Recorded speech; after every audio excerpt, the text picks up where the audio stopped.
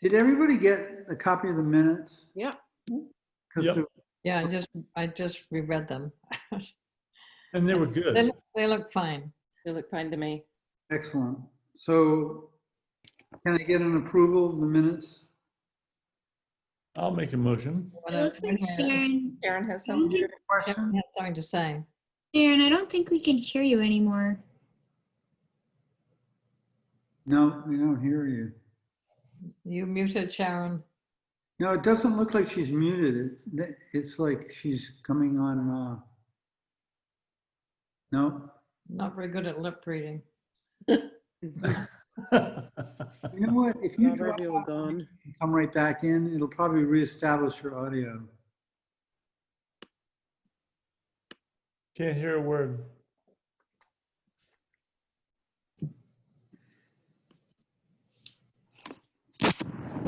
That sounded like something.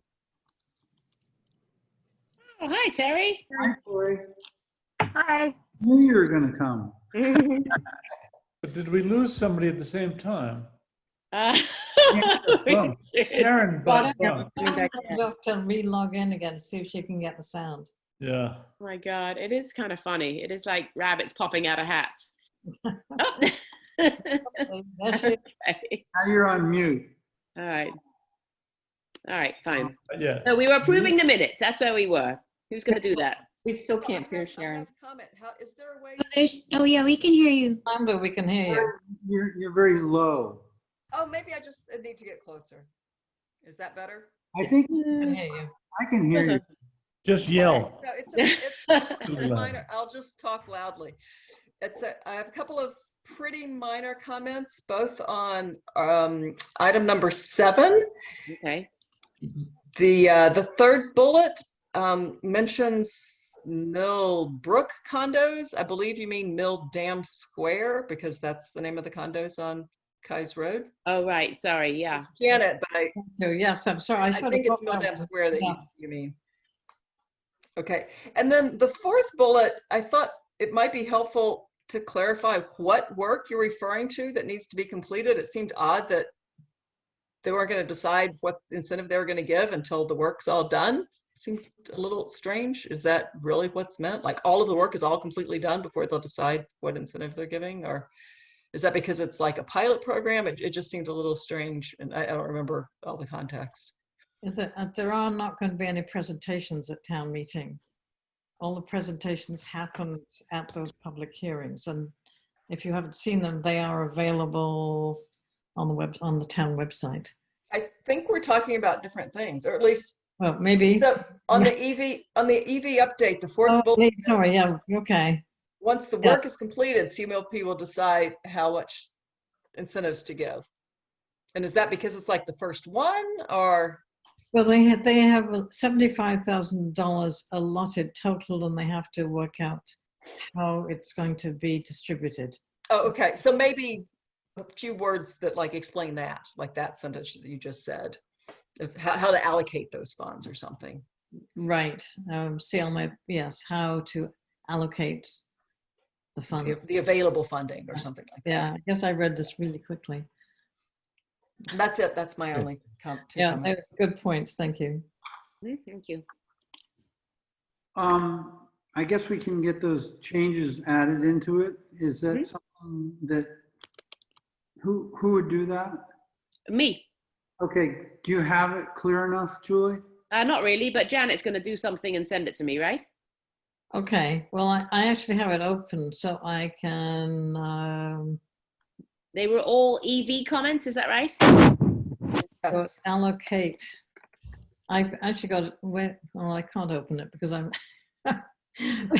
Just shoot me something afterwards and I'll wrap Right. it in and send it back to Doug. That's I can do that, but it's to allocate funding, and it's Mill Dam.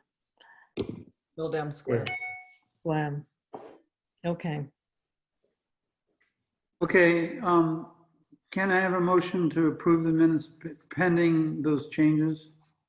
I'll make a motion pending those changes. Seconded. All those in favor? Aye. Any nays? Okay, No. passes. I sent out a Zoom poll and only 3 of you responded, or 4 of you responded altogether. It looks like the 22nd is the right day. Oh, sorry. You're right. You're right, Doug. 22nd of September. Yeah. Does that work for everybody? It's probably just as good as any other day in September because Yeah. where we are Julie. says it all, right?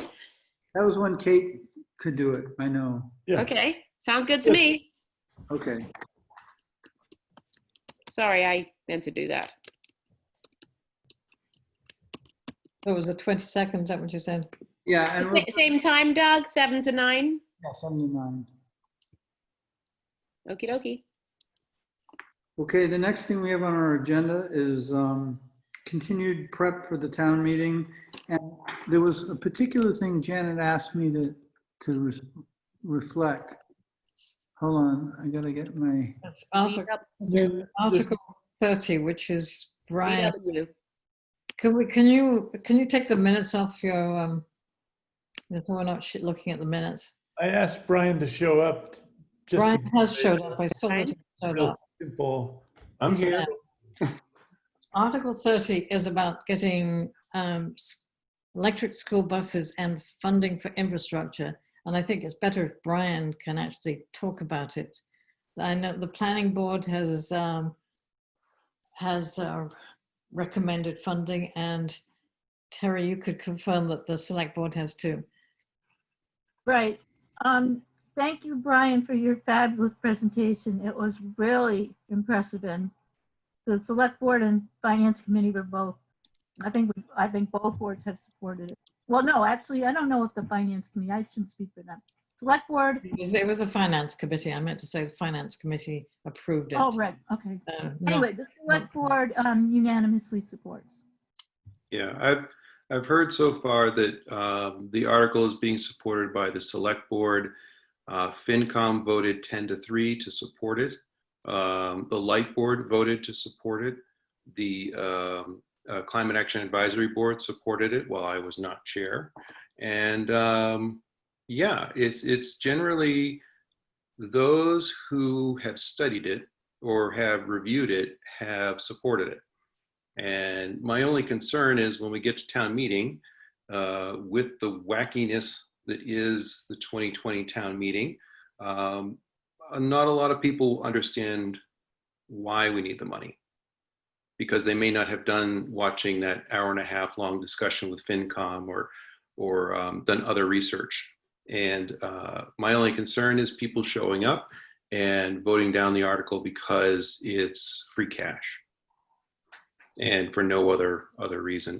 There is a concern that there may be an amendment to take out the infrastructure bill to reduce the free cash, but that would be detrimental in the fact that we would be able to buy the buses, but we wouldn't be able to fuel them and operate them until we had the infrastructure in place. So does everybody know what Article 30 is?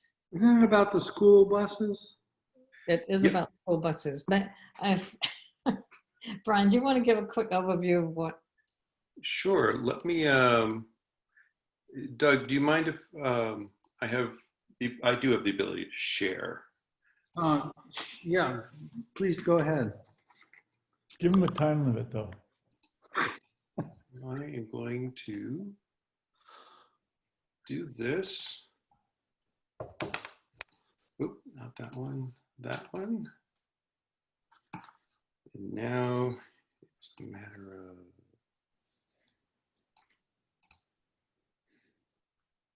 so here is the slide that summarizes what the request is. So the request is for $200,000 to be expended underneath the direction of the town manager for the installation of electric vehicle fueling and for the delta between two buses. So if we do one bus under the Volkswagen grant, the schools don't need any support and they will take that action. But in order for us to maximize the Volkswagen funding and aggressively pursue electric buses, the 80% match that the Volkswagen offers gets reduced because of a $500,000 cap. And so the schools would have to pay more upfront. And so this article would put money towards it so that they wouldn't have to put more towards buses than they had previously planned on funding. And that's about the 50,000 that I have listed at the bottom of the slide. And then the other 150 is that infrastructure. And I have a couple slides. So think of the infrastructure as the diesel fueling station. Each time we buy a diesel bus, we don't have to buy a way to fuel that bus each time. So we don't have 40 some odd individual diesel dispensers for each bus. We have one large infrastructure investment that was done by the town when they built the depot, which was a central fuel dispenser. What I'm looking to do is put in the same kind of conduit in the ground.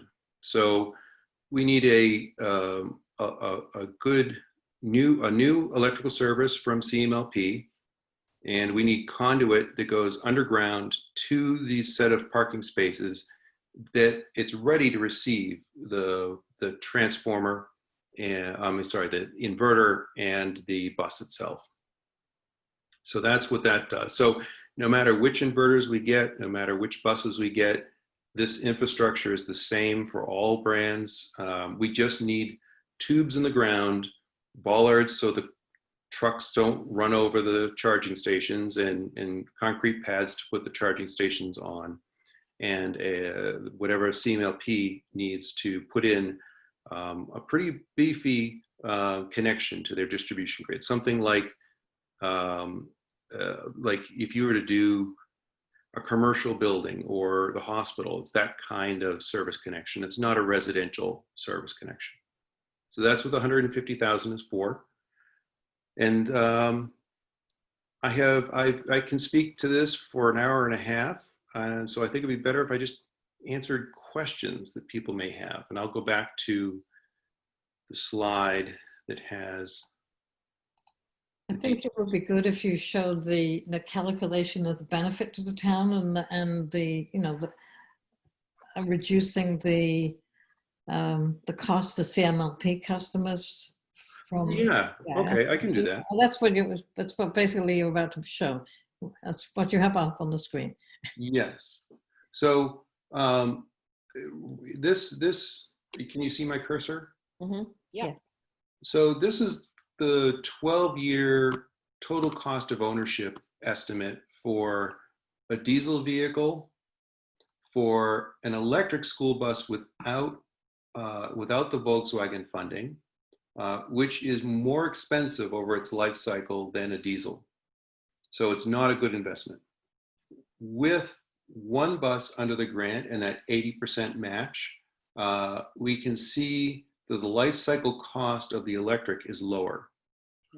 The schools will not need help with buying one bus to do this. This is what we did in round one.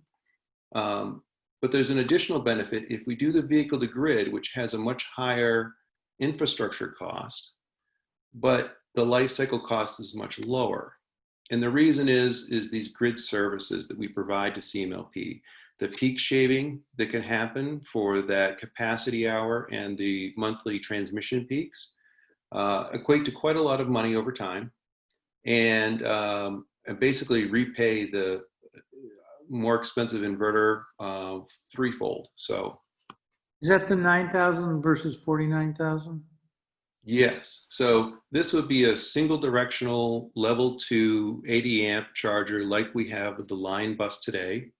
And this almost $50,000 would be, here it's better seen on the next slide, would be one of these units, these power control systems. This is a bi-directional DC rapid charging station. How long does it take to charge the bus? It takes less than 3 hours to do the 220 kilowatt hour battery pack in the bus. And So what's the distance that can go with? the school bus? Yeah. The different brands are different distances. So A Lion bus, you can pick how many modules you want on it. So you can have up to 134 miles of range or 155 miles of range with the top end. But you can lessen the battery pack to lessen the upfront cost, and it reduces range. Oh, sorry, this is the Proterra. Then there's the 120-mile range of the Type D Bluebird bus. And then there's the Lion bus. This is the one, I apologize. You can buy it with different size battery packs for different ranges. Oh. But it's very easy to get a bus that meets our needs. So I'm going to go to, I have a question. yeah, let me, What is the typical mileage per bus per day? perfect. Less than 73 miles. So the longest route that they do, which is, this is where they go off, they do a trip to the high school, then they do a trip for the middle school, then they do a trip for the elementary school, and then they drive the kindergartners back early, then they do all those other 3 trips. Again, that's 75 miles a day. So we're talking about buses that have a range of 120 to 150 miles. Well over what is necessary to get out of the daily driving of a vehicle. The good advantage to that is that we have additional capacity, a higher state of charge in the battery when it gets back to the depot to lower peaks.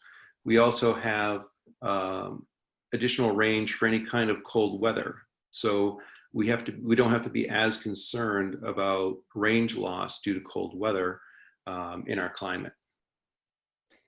And how many charging stations, there'd be like 1 charging station per bus or per 2 buses? And Yeah, so let me, they're gonna plug them all in and then the smarts cycle through them over the course of the evening, the night? yeah, so this unit here is 60 kilowatts is the rate of charge. And with 1 dispenser, you would get a bus charged in 2.5, 3 hours. With more dispensers, it will charge 1 bus and then switch to charging the next bus, then switch to charging the one after it. Okay. So if you say that each of these is 3 hours, it could take up to 12 hours to charge 4 buses. Mhm. Okay. But one other thing to remember about this is that you can put 4 dispensers onto one of these charging units, but the vehicle to grid services are equivalent to 1 bus if you have 4 of them attached this way. And it's because that unit has to backfeed into the grid, and that unit is the rate limiting step. So if we have one of these units and 1 dispenser for each school bus, we can maximize the vehicle to grid services, and we can reduce the upfront cost of the charging units by having more dispensers for each of these units. So it's a balance. I think that a 2-to-1 ratio might be best, but I'm going to wait until the manufacturers do their analysis of our depot, and we talk to CMLP about capacity for that new grid service. Out of curiosity, has there been any communication with the people that are in charge of maintaining the bus fleet now? That Yeah. used to the diesel type of arrangement? And I'm curious to know what their reaction to the electric bus moving in that direction. Is it being treated favorably or unfavorably? Favorably. It's they're asking to buy out Cambridge and their bus from the pilot, because they would like to be able to have more. They would obviously like to have more of the same brand of bus because they have to only learn 1. But they do like. I mean, we went through the pilot. This was what we did in 2016 and 17 was the learning curve.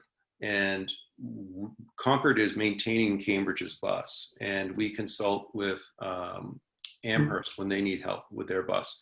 Kevin, our foreman over there, really knows his stuff about this now, and is not scared of it at all. Thinks it's a good idea. So, Brad keeps raising his hand, and poor guy's waiting to be called on. you showed the table with one bus and two buses, where the two buses looked much more favorable in terms of the savings. Yes.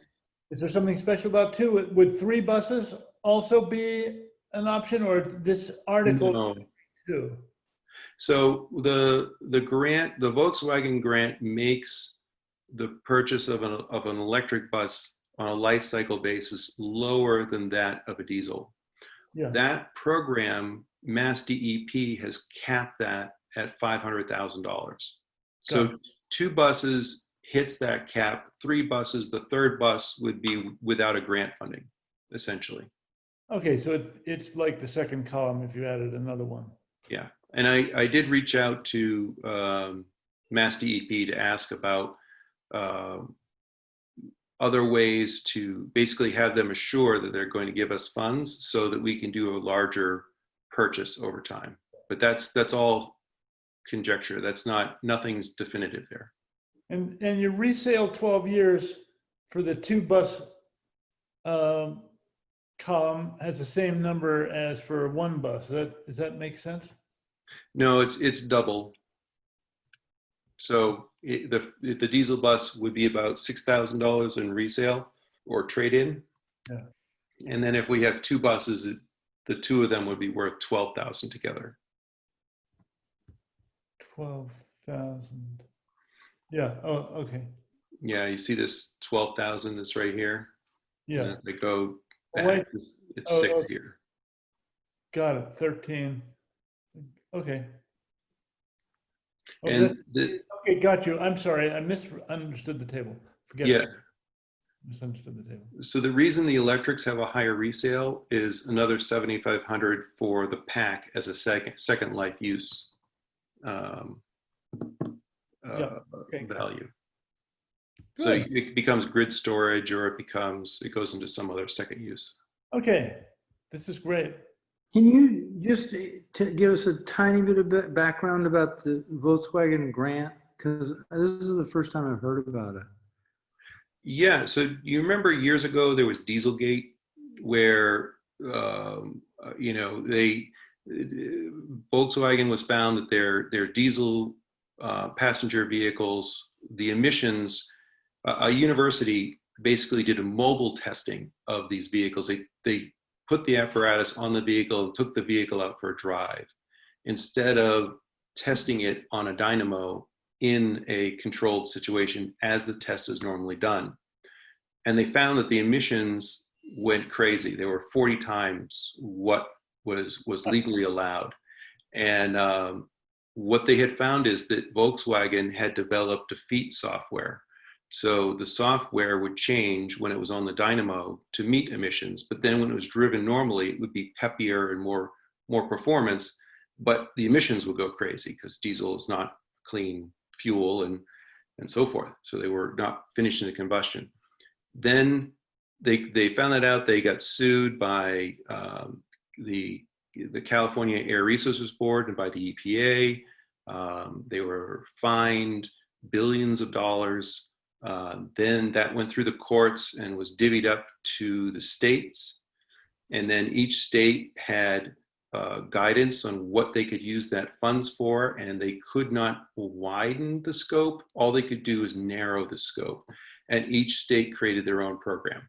And that's where this funding is now being distributed. Oh, that's great. So you can apply it to, like if you have a tugboat and you want to replace the diesel engine with a modern diesel, that qualifies. If you want to buy a new diesel vehicle for shuttling rail cars around a rail yard, you can spend a few $1 million on that. But buses, transit buses and school buses also qualify under this. And there's no hitch in as far as getting the funding? The open solicitation is capped at that 500,000, so that would be a hitch, because I would rather do what Brad suggested and get as many buses as possible, as quickly as possible, and capitalize on as many as we can get.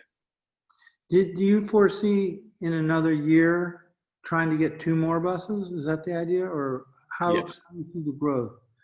So I stated at the FinCom meeting that we want to get 2 buses for every open solicitation for as long as funds last. And that may require me going back to town meeting, asking for 50,000 to ensure that we're not taking away education funding while we try to have healthier school buses.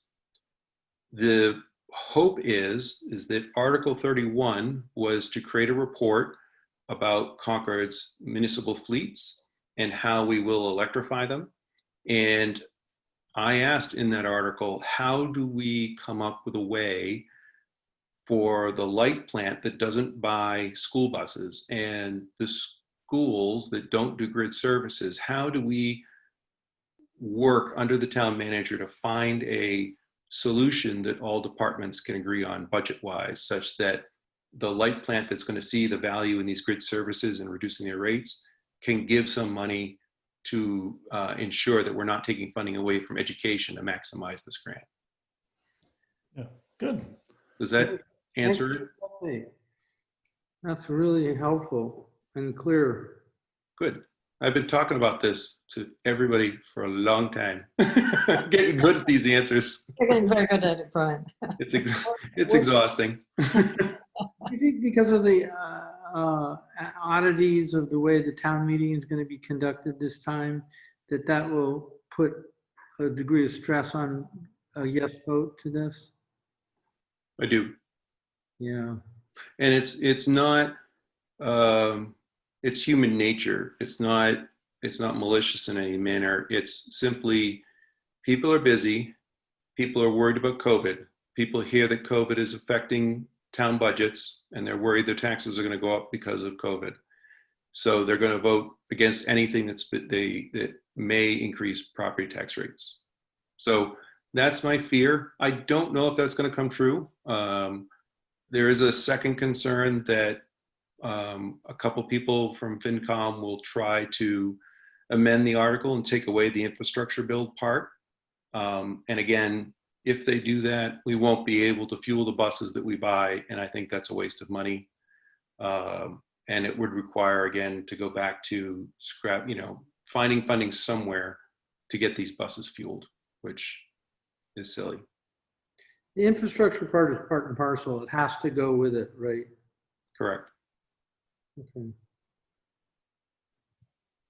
And that was a big part of why I wrote the article, the way I did, is that we shouldn't be digging a trench for every bus we buy every year.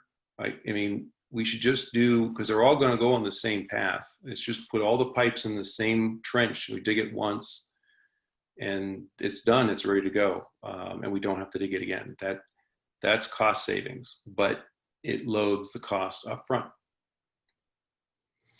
Just another point of clarification, maybe Kate, you know this too, but in town meeting, when they call it to a vote, how does the vote work in this new meeting structure?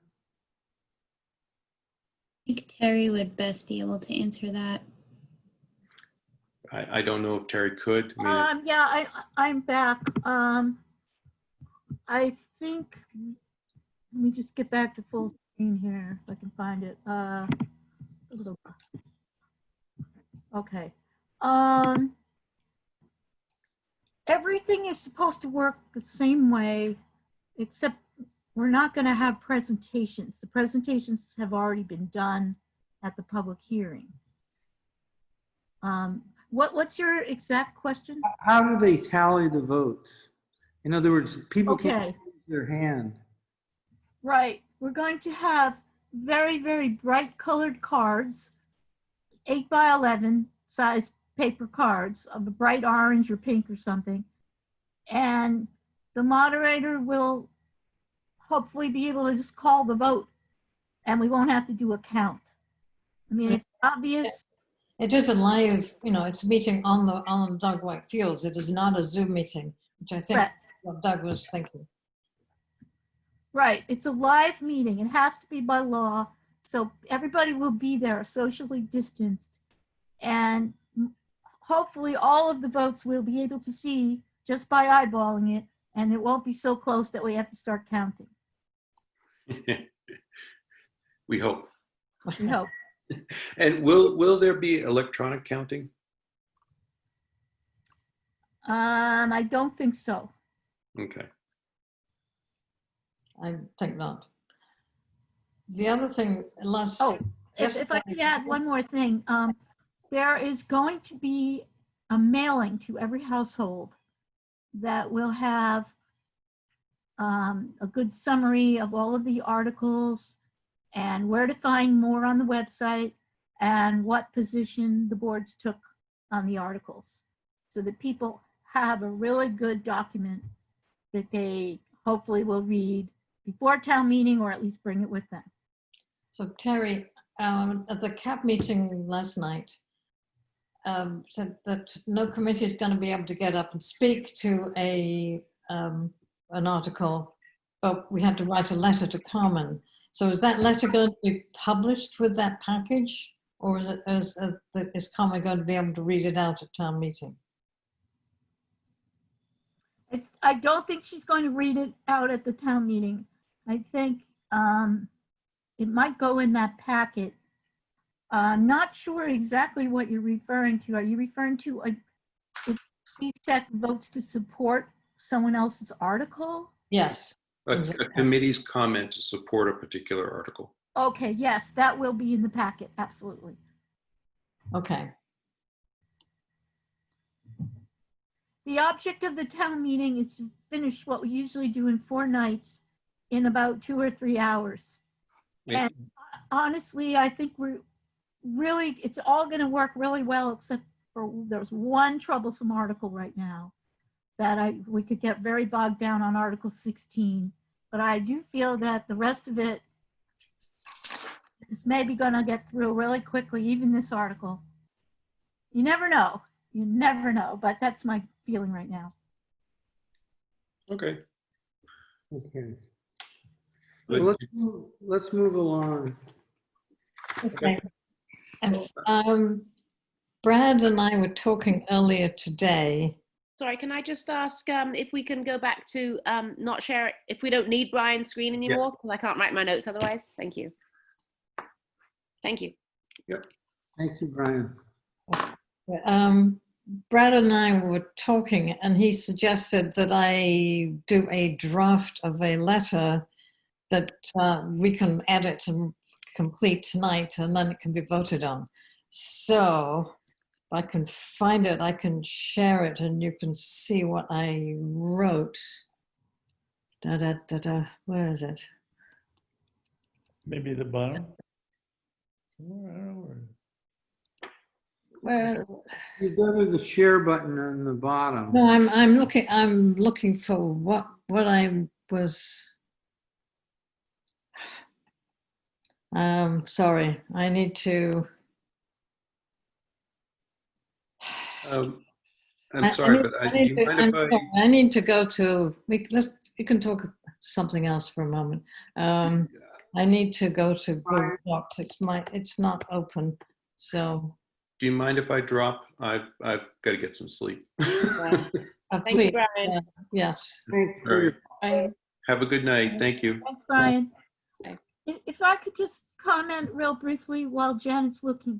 You do not have to vote on the exact wording of this. You can delegate Janet to write a draft, and if someone finds typos or whatever, they can individually write to Janet. I mean, you don't have to have a whole committee write each sentence, if you want to save time. We just thought it would. Okay. Well, let me just share my screen, and you can look to see what I wrote, and you can say. And now it opens every. Hooray. Okay. Do you see? Yep, we're good. Okay. So dates today, Demis race, common race. The Comprehensive Sustainability and Energy Committee, CSEC, has voted to support Article 30 at town meeting. Of course, we have to do this.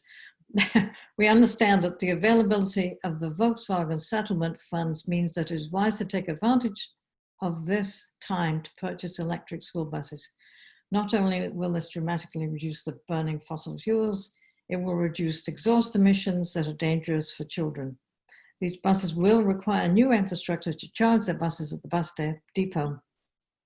We understand that electric buses will also benefit the town as their batteries can be used as energy storage and can supply energy to the town grid during peak times, which will lower electricity costs to all CMLP customers. For this reason, it will be beneficial to install the necessary charging infrastructure at the bus depot using the town's free cash fund. On the undersigned, all members, and I put my name down. Brian?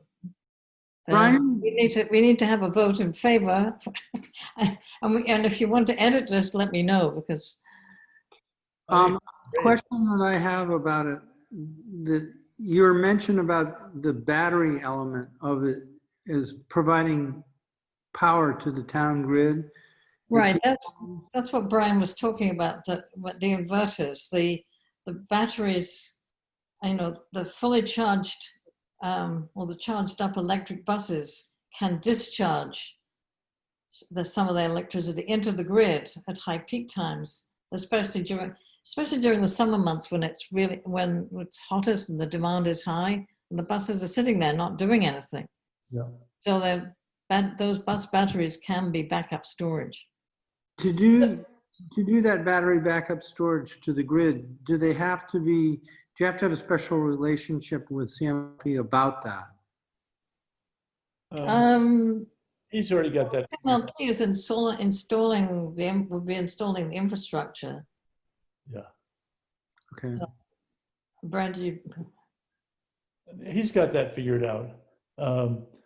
And the problem, that is a technical question. Do they need to have a signal and how they do it? But Brian is so on top of this stuff that I sort of trust that he has that figured out.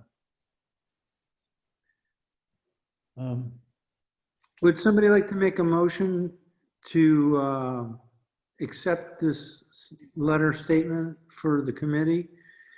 Vote on this now? No, I'll propose that. And I'll second it, and that we're both voting to support Article 30, and that this letter represents our position. right. Right. Okay, any discussion further? I think we should specify that we vote in spirit, that there might be some minor editing changes that occur before it's actually sent, but Okay. just to allow that possibility. Okay. Yeah. Hearing no more discussion, all those in favor? Aye. Aye. So everybody's here. Okay, it's unanimous. Okay. Okay, so you got it. Come on. Okay, Great. I will stop sharing. That wording is going to go into the packet, right? That people That get. wording will go in the packet. Whatever wording we come up with is going to go in the packet. So we need to get it.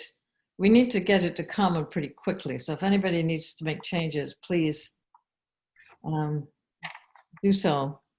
Hey, Elizabeth, now will it go with all of our 6 names on it, Yes. but not the other 2? Good. Well, if we can we get them to vote in abstention? Is it?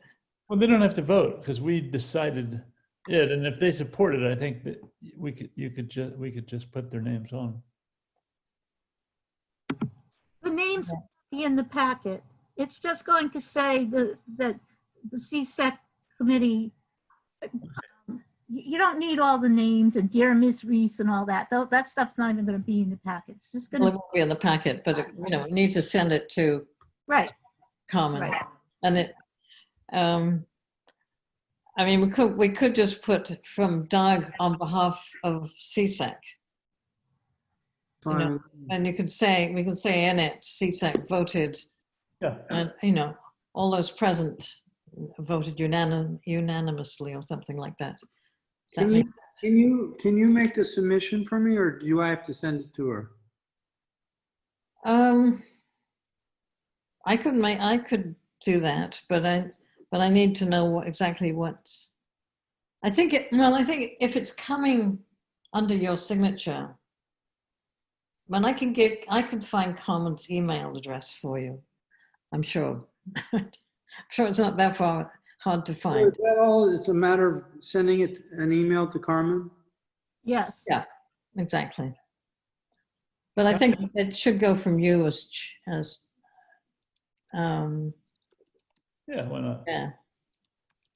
Okay. So is somebody going to volunteer to edit this? So I thought it was perfect.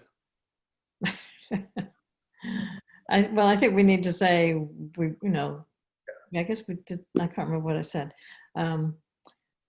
We voted to has voted. So yeah, okay. It should be. Yeah. Can you send me? Well, I will send the text of this to you, Doug, in an email, Okay. and I will look up Carmen's email for you. Okay, that would be great. Okay. ConcordMA.gov or something. Yeah, it'll probably be CY, but I will find it.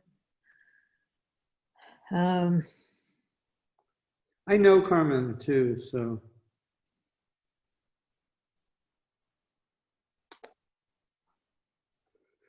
Okay, the next thing we have on our agenda is an update on the Heat Smart Alliance work, Brad.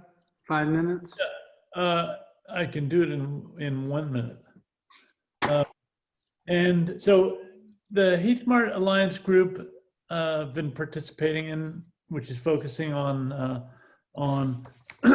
promoting heat pumps in our communities, in quite a few communities. It's been quite active this summer. I reported on it last month. We have subgroups that meet regularly on different topics, and we've made a decision to, rather than to incorporate that group, to enter a fiscal sponsorship with Mass Energize, the other nonprofit that I work with. And for that reason, I resigned as treasurer and was replaced by another member of the group. We, voted in our first budget and stuff like that. And the main group I've been participating in is the coaching working group, which has been quite active, meeting twice a month, developing materials and processes for coaching residents. And we hope to have coaches in quite a few communities in the next year, and really work on giving good information and helping people figure out whether heat pumps are right in their homes and such. We're also been a little concerned with, if we have lots of coaches, whether there will be any liability involved. And it looks like, we consulted with a lawyer, and there's kind of very little liability if we follow good practices and we don't pretend to be anything we're not, because we're volunteers. That's, Brad, yeah. how have you kept this going? You say you kept this going, been fairly active during the summer, but obviously we've all been kind of shut down somewhat. How have you continued to reach out to people? I mean, is it all sort of virtual? Well, the group is meeting virtually, just like this. So people actually, I think, have had more time to. Yeah. Like connecting with potential residents who are potentially considering heat pumps. Met with a few potential residents, a little bit less in the last month, but the summer season is a big season for wanting to have your air conditioning working. Mm-hmm. So I've either met with or just talked on the phone and exchanged emails, looking at quotes and things like that. Has there been as much interest in the use of heat pumps from the point of view of cooling as opposed to cooling and heating? Well, not, yeah, so some people come at it like, I just want air conditioning. And I heard that heat pumps are a good air conditioner. Do they make sense? And and they are excellent at air conditioning. And because the CMLP rebates on heat pumps, they're fairly cost effective as just as air conditioning. But I'd like people to think about offsetting some heating as well. Yeah. And getting a system that's appropriate to make their house comfortable, because at some point we need to dial back how much fossil fuel heating that people have and use. Can you restate for me, just so I have clarity? You said that you were no longer the treasurer of Mass Energize.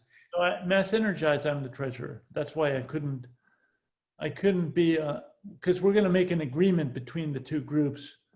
I can't represent both sides of them. So wait, explain that again. Well, because I'm the Mass Energize treasurer, it didn't make any sense for me to be the treasurer of an organization that was entering this fiscal sponsorship arrangement with Mass Energize. That would have presented not enough checks and balances. And is HeatSmart the other, is that the one that's entering this fiscal sponsorship?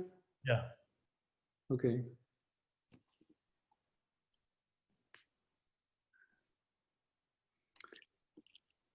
Is there a who's going to be the treasurer then for HeatSmart? Bob Zog is the facilitator, a guy named Michael McRae. I'm not even sure what town he's from. And a lot of these people I've never seen in person. I've just seen them on screen. Like we're So funny.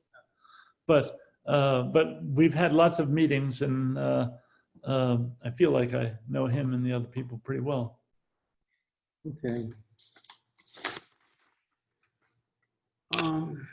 Thank you. Sure. That covers the Mass Energize information too, right? Well, that covers most of it, or some of it. So one of the other thing that Mass Energize is doing is we are also sponsoring the Cooler Communities, which is now a project which is combining 3 different groups. Our group with this group Energy Save, that's funded by a philanthropist out in Western Mass, and also University of Massachusetts Clean Energy Extension, where a couple of really expert people at kind of energy efficiency work, and the green, and they're closely tied with the Green Communities program. So this is a way in which we think the 3 groups together can get involved with communities around the state, a lot of communities in the next few years.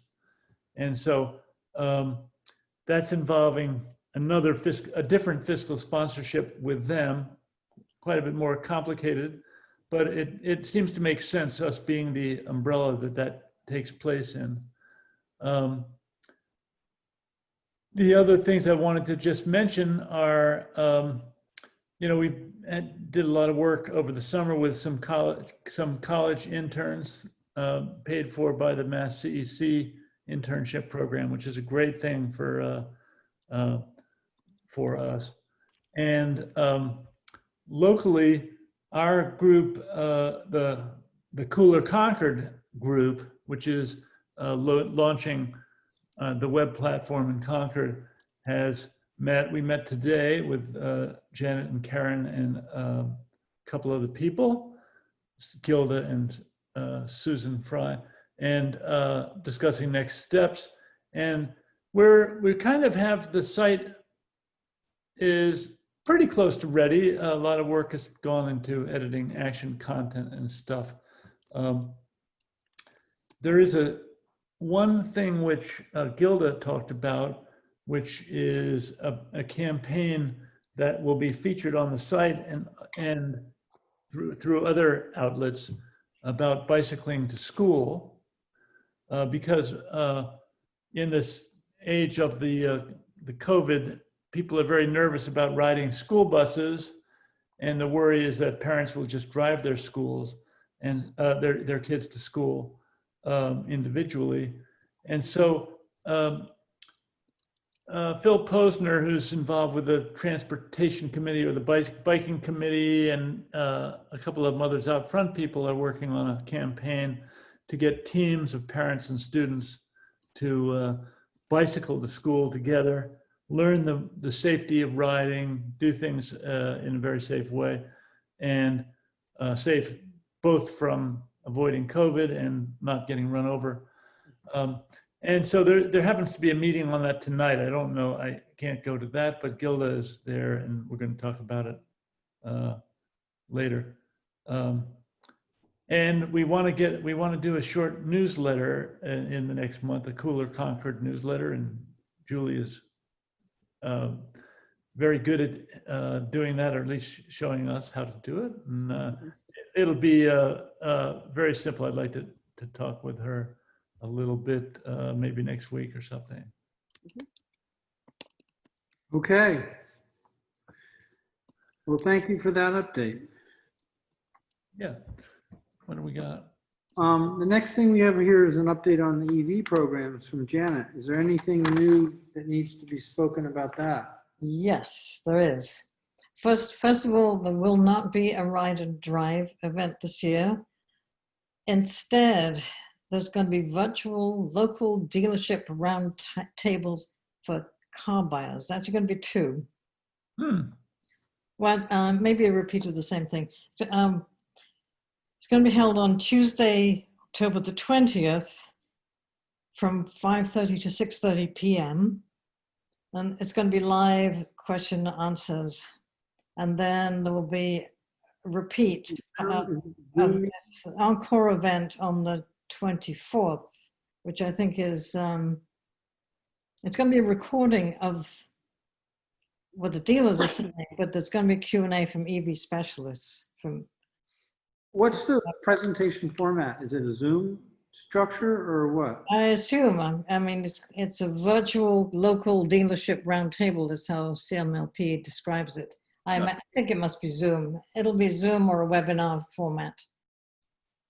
Interesting. So there'll be representatives from various dealerships that are in Concord?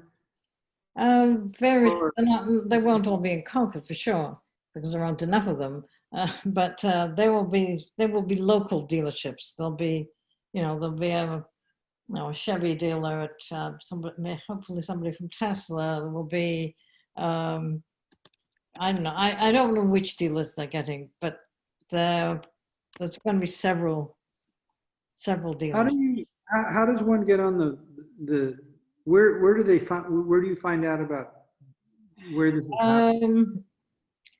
CMLP, I imagine, will be announcing it since they're organizing it. Oh, okay. Can they do breakout? When I find out, I'll let you know. Can they do breakout rooms where you actually get in the car? That would be cool. That would be cool. From the driver's seat? I don't know how they're going to do it. It sounds to me that there's going to be a whole lot of dealers sitting around a table or sitting in different boxes, perhaps I should say, talking about their vehicles, and maybe they'll have a little picture here and there. This is kind of an experimental process. Yeah, it's not creative. So that will be happening October the 20th, and I should be able to tell you more at the next meeting. Okay. The other thing is that there was a survey that Mark Scribner from ENE did, and I would like to share that survey with you, if I may, or some bits of it anyway. Okay. Results of it. So, where is it?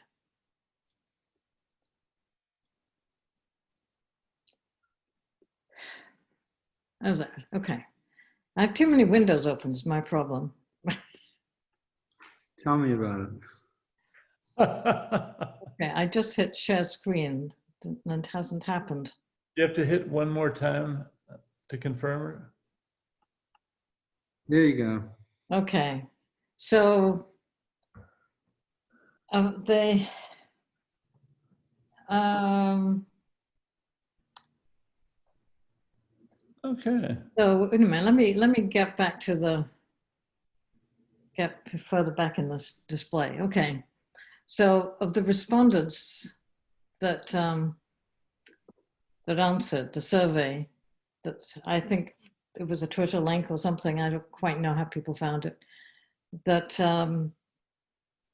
most of them, 80%, basically 80% were not EV drivers, but there are far more EV drivers who responded than there are people in Concord that own electric vehicles. So the subsequent analysis was only on the people who don't already own them. And this shows how many people are likely, I can probably make this full screen. That's all right. That, It seems like it's like 1/3, 1/3, 1/3. yeah, yes. I don't know how to make this, We got to work on those maybes. I need to, it's, can you see it? I can maybe make it bigger. I see it pretty much. Okay, all right. I think I made it a little bit bigger for you. But the green is very likely, blue is likely, maybe is the yellow, unlikely. So, you know, a lot of people are at least interested. I would say 75% of the people were at least interested. But this is people that took this survey? I mean, is People this, took this survey, exactly, which is obviously a select few.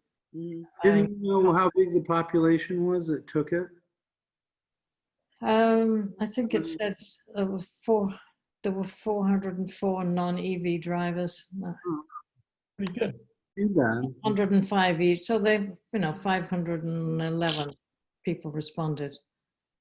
I Which like, is, but if the survey was about EVs, then presumably people that have some interest are more likely to respond. well, that's true, of course. Yeah, that is true. The population of which you're asking the question, it's not the general public. Right. It's going to be people who will be selected to be interested. That's certainly true. Anyway, I thought it was interesting that, you know, that there was quite a bit of interest.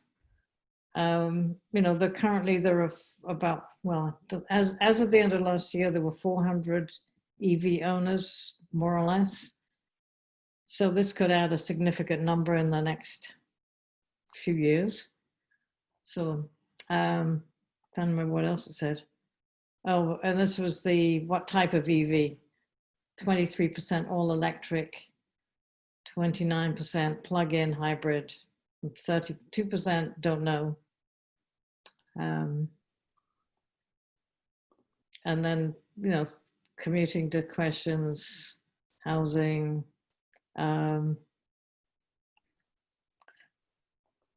what made people interested, which is probably too small for you to say. The cash rebate came up pretty high. Mhm.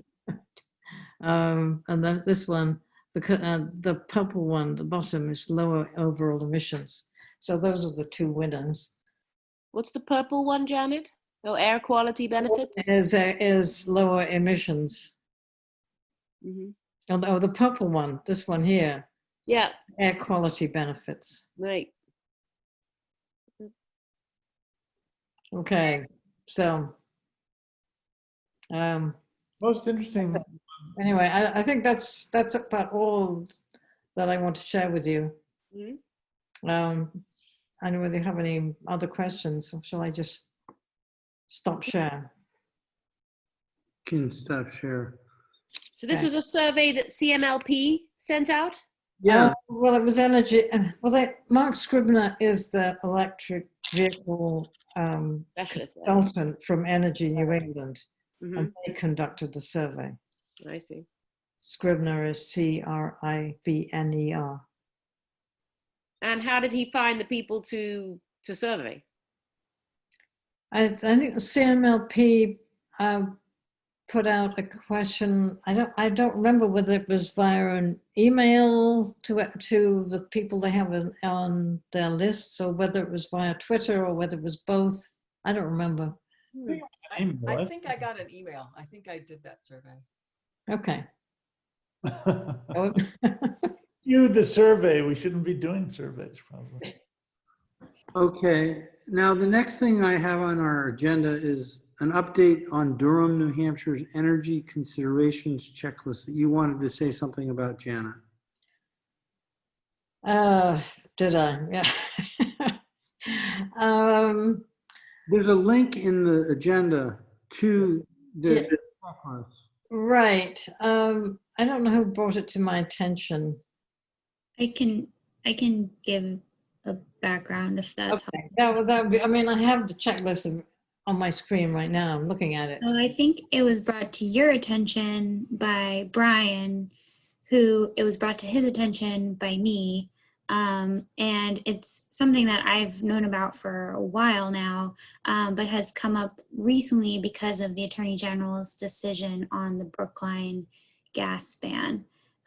So if you aren't aware, the Attorney General said that Brookline's town meeting article to prohibit new fossil fuel infrastructure, like Concord was planning to do as well. The Attorney General said that that's not allowed for a number of reasons. And so one of the things that, you know, a lot of communities are starting to think about is like, okay, if that's not a legal pathway, then what is?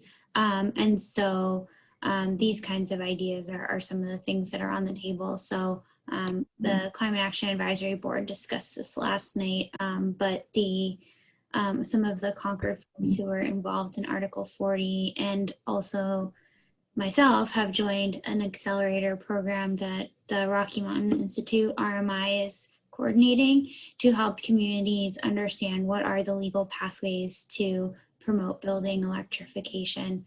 And so this energy checklist is something that I learned about last year from the town manager of Durham, New Hampshire. And basically the concept is that it's a voluntary mechanism where any new development is going to site plan review. The developer has to go through this checklist and just check off and indicate what they're doing in their building. And they have to sit down with, I think, the building inspector and someone from their energy committee.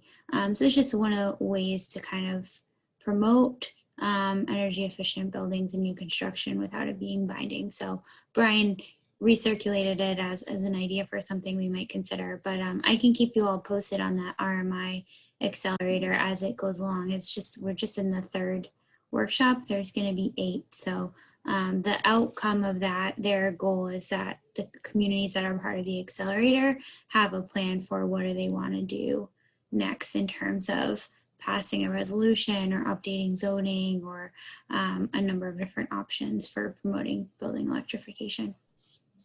And this checklist has a lot of different pieces to it. I mean, there was what, 6 categories. Whole energy performance insulation, which talks about slabs and fenestration and hot water pipes and ducting and how efficient they are. Construction methods, several sections there. Internal systems, lighting, energy usage. Solar panels, daylight management. I'm just picking a few. There's a big long list of these things. Parking, transportation, bicycle lanes, landscaping in covenant terms. So that's rainwater storage and xeriscaping, et cetera, et cetera. So I can, well, Kate can send the checklist to you all if you don't have it. Well, there's a link in the checklist is a link, there's a hyperlink in the meeting. Oh, okay, all right. So I didn't open that hyperlink, or maybe I did and I forgot about it. But Okay. Well, is there anything that's like an action that we need to take as a committee around this, or is it more of an awareness thing? It's just awareness at this point. A question that I had about it is if it's non-binding, do you think that the builders that are supposed to take stock of it and use the checklist will take it seriously? If they're professionals, they're going to answer the questions and understand why they're being asked, right? Mhm. Okay, Dick, would it apply to existing buildings? I think it could. And if it applies to existing buildings, then It only applies, it applies when, in Durham anyway, it applies when a project is going through site plan review. So that happens when something has to go to the planning board. So typically it's new development or a major renovation. But the results of this survey could be shared with potential buyers for homeowner construction, for example. I mean, businesses probably are more involved. I mean, homeowners, you know, look at the buildings, look at the room, don't really look at the energy infrastructure so much. Right. It would be good if a process like this gives us or people with some knowledge and the ability to say, you know, if you did this with heat pumps, it would cost you actually less. You know, there might be cases where that's not the case, but at least to make people aware of options that they could do. Because for the most part, these people just do what they know how to do and don't want to change.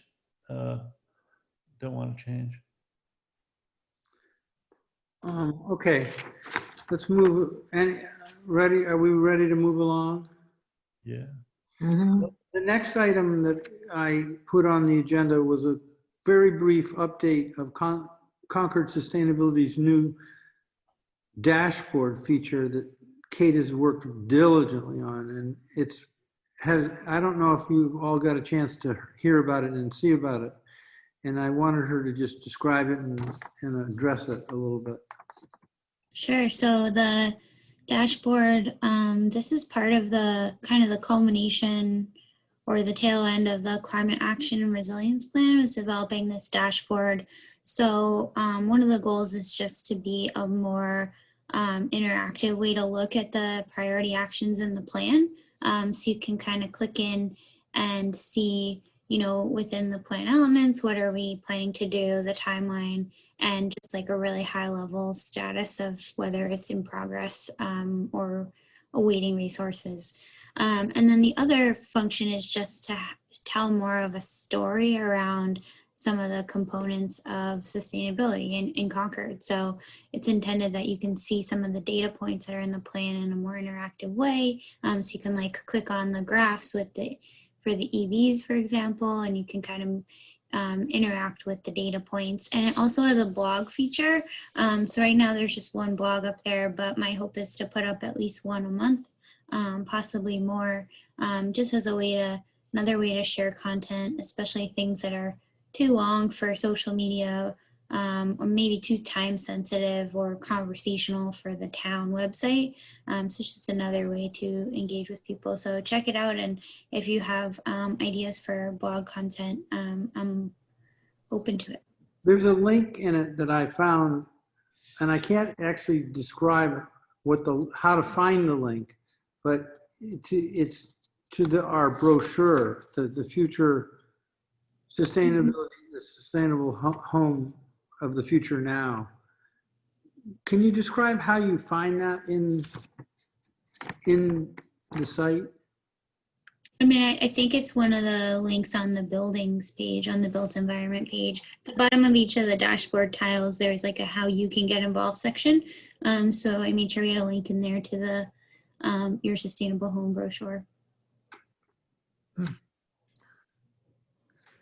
So this seems like a kind of a big project.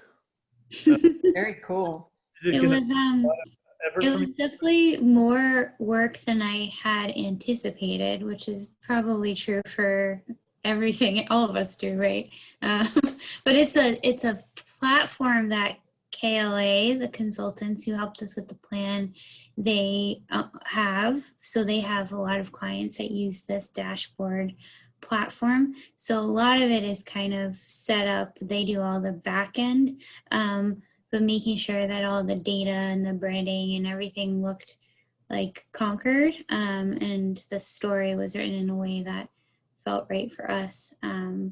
But it definitely was some work to set it up. But the good thing is that it's very easy to update it. So we can change it up, we can move tiles around, we can add more content. So it's designed to be really dynamic, and we have it for at least a year. Great. Oh, really? It's potentially a limited period of time. Well, they since they manage a lot of the back end, there's they have yearly contracts to maintain it.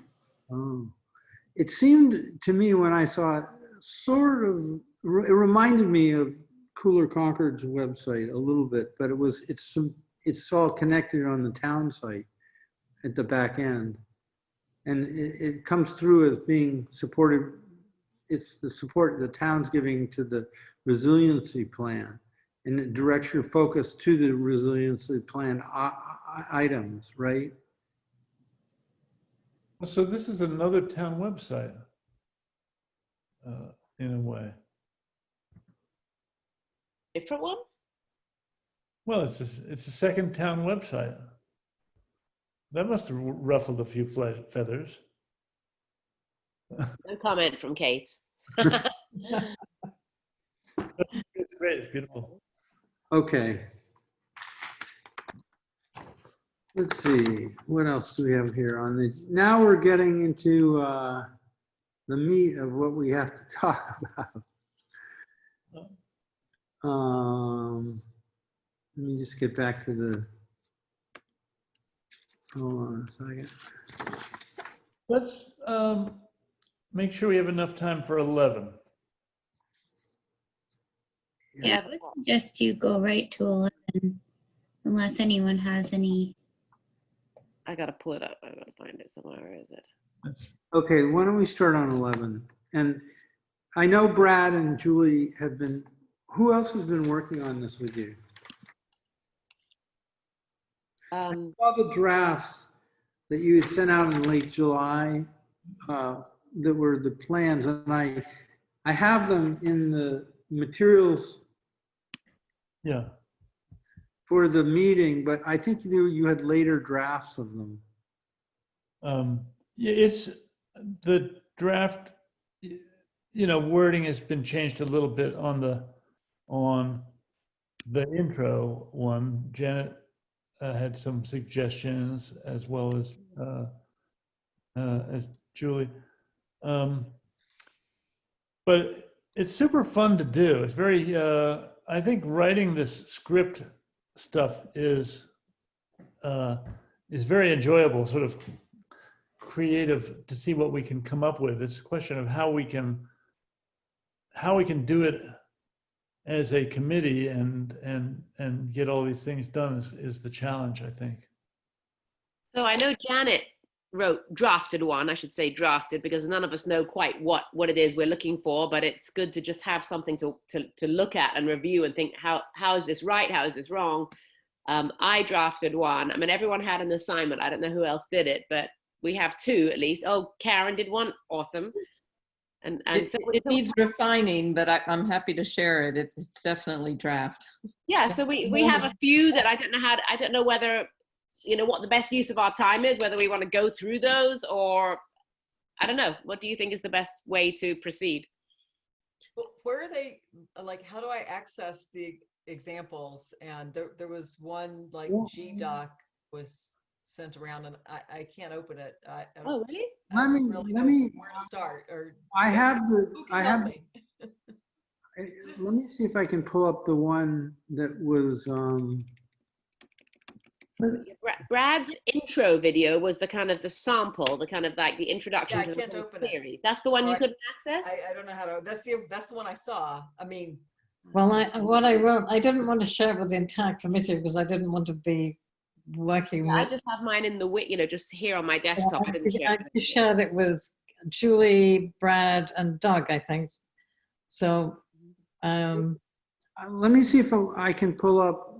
a I can copy pull of up, I could pull up the current state of it. What software copy do of you the use most to open recent it? Is version. it- I put it on, is it's on it a Google Docs. What I document? wrote is on Google I have Docs, to and I have 000 experience in writing a script of any kind or making a video of any The kind. beginning of your Hollywood career, Janet. You wanna open Yeah, up at the end. you had, Brad, that you'd shared with me and just kind of walk through it? Yeah, I can, I'm happy to do that. You want me to throw that up on the screen? Yeah, Um, that's the starting point. And maybe after that, Karen, if you can share what you had. kind of weird here. Desktop 1, share. Allow Zoom to share. Did that do anything? Nope. Not yet. Not yet. Mm-mm. Nothing happened. I just got a new computer today. I'm Yeah, getting not a little working. excited about it, but it didn't do the same thing when I said share the screen. So it didn't change anything that you're seeing. Nope. Grace, Okay, Send it back. confirm it. I think I'm having technical difficulties.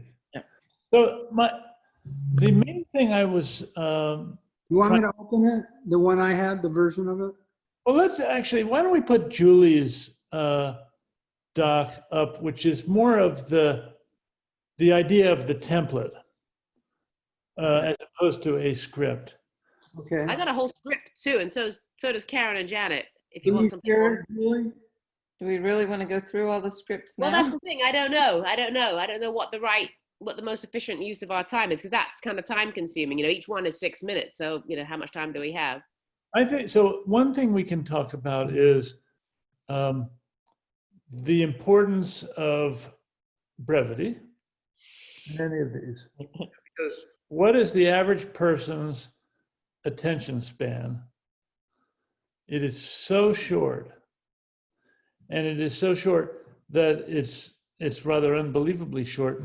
And so what I did with the intro is really trying to say who we are and not give any details that are all extraneous. So for example, I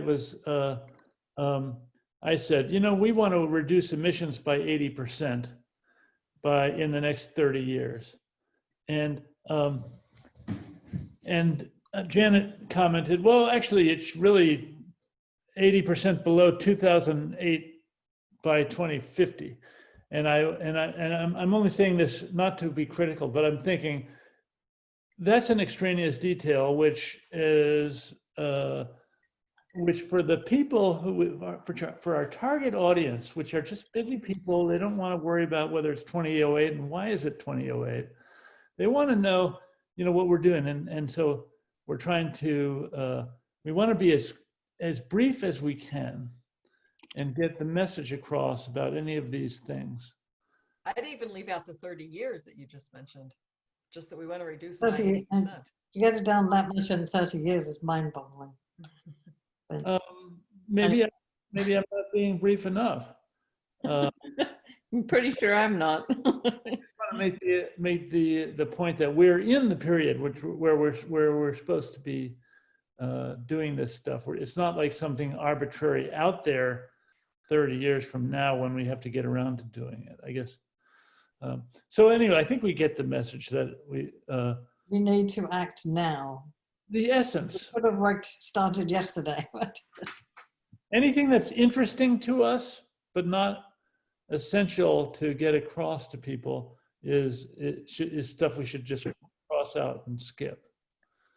But what is interesting is that we're just regular people in town, and the things we're doing are things we've already done at home, maybe, or we know people do. So that's why I thought wherever we can have a video of us standing next to the thing we're describing, maybe with another homeowner who's going to say a thing or two about it. That's the kind of video I hope we can come up with.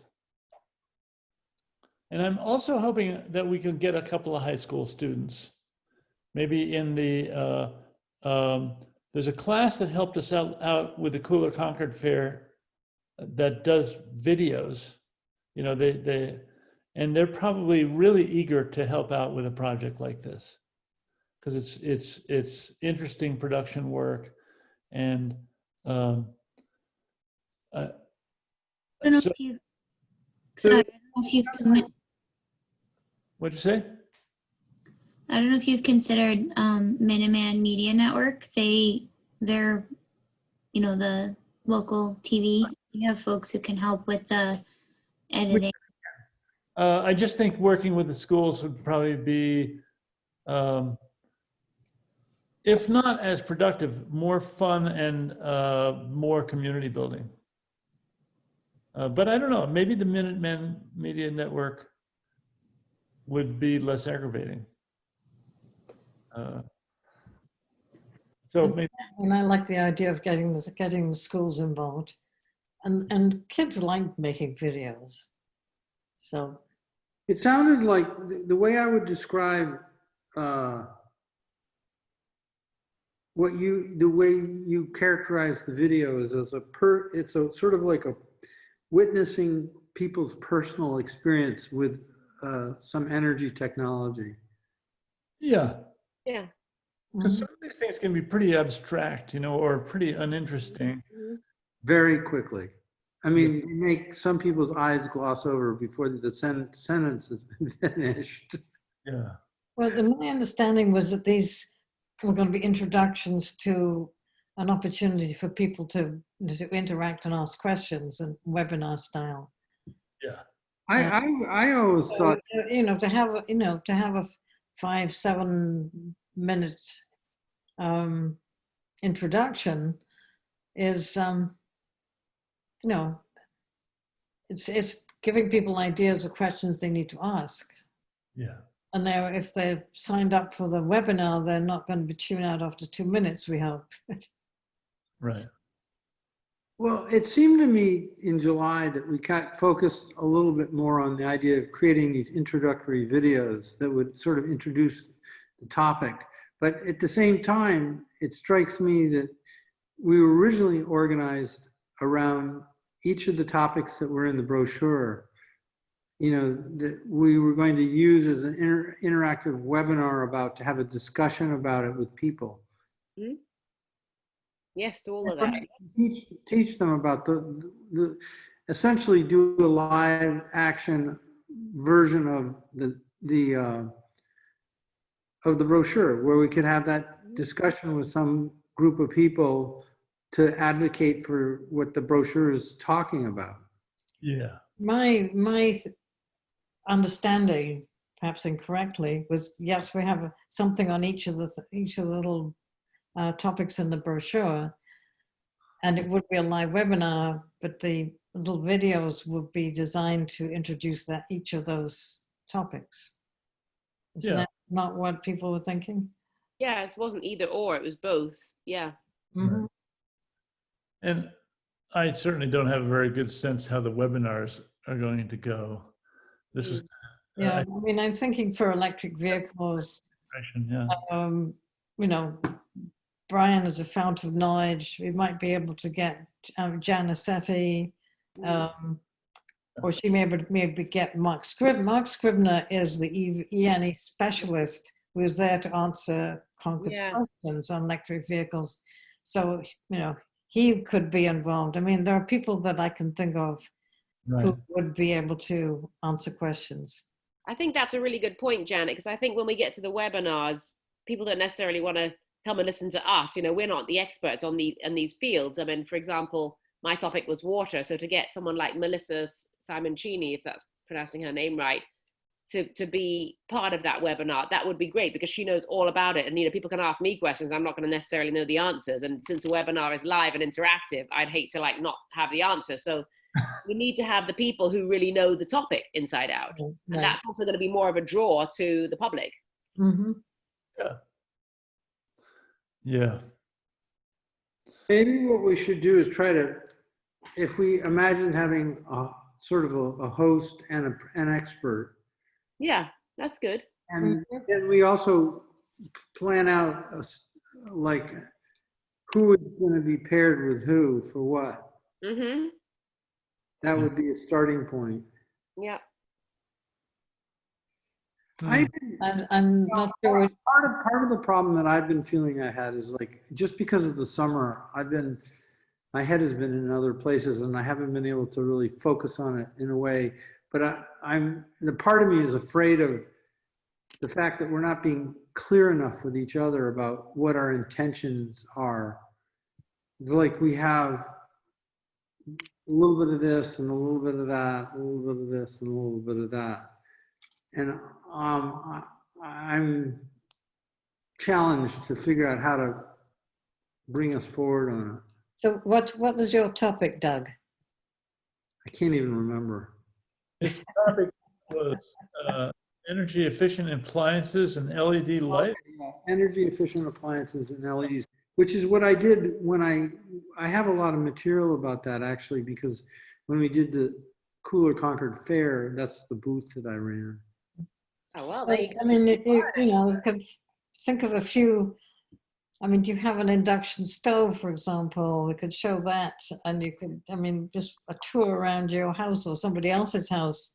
And then, you know, there are vendors who will probably be willing to come and volunteer for an hour to be a participant, because they will get the publicity to, you know, draw their customers in. Yeah. I mean, you know, there are people, when you do these fairs, you ask people to come, and they usually, you know, so many people are very willing to come. I think something like, you know, the opportunity to be on a webinar with people who have money is probably very attractive. Yeah, I think it's the case with certain topics.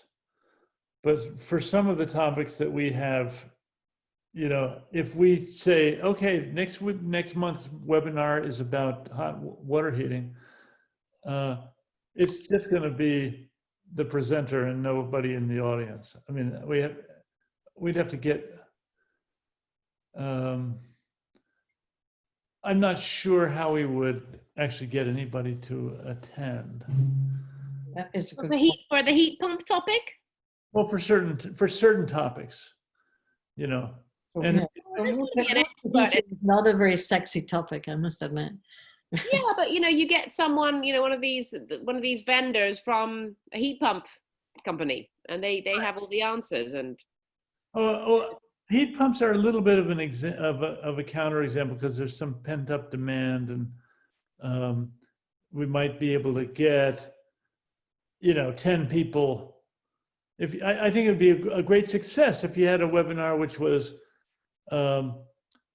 one of us plus another expert plus 10 attendees.